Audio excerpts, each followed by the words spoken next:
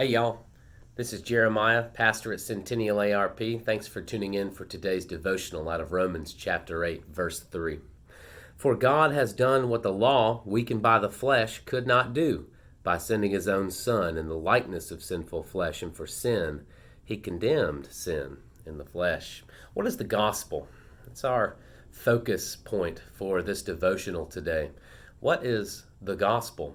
Typically, when I ask that, believers will vary in their answers a little bit, but they're right on point. Well, Jesus died for his people's sins, died on the cross of Calvary, and that is absolutely right. That is a strong part of the gospel, where Jesus took the wrath of God on our behalf, where Jesus' righteousness was transferred onto his people, and his people's sinfulness was transferred onto him. But where'd that righteousness come from? That is also a part of the gospel, and it's the part of the gospel that Romans chapter 8, verse 3 focuses in on. We as humanity have a problem.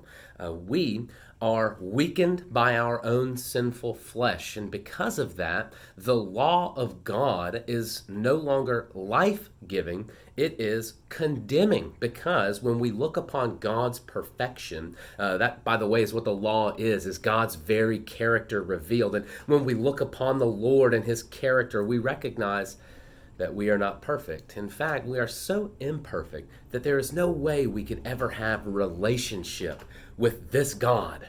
What are we to do? Well, we cannot do anything. The gospel, the good news, is there as well, because God sent his own Son in the likeness of sinful flesh, and that reality is that, in other words, not sinful. So Jesus clothed himself in the flesh of humanity. He is fully God and fully man, and yet he is not tainted, nor is he corrupted by that sinful flesh. And so Jesus is able to live a life of righteousness where we have no chance of doing so, and he does it for you and for me.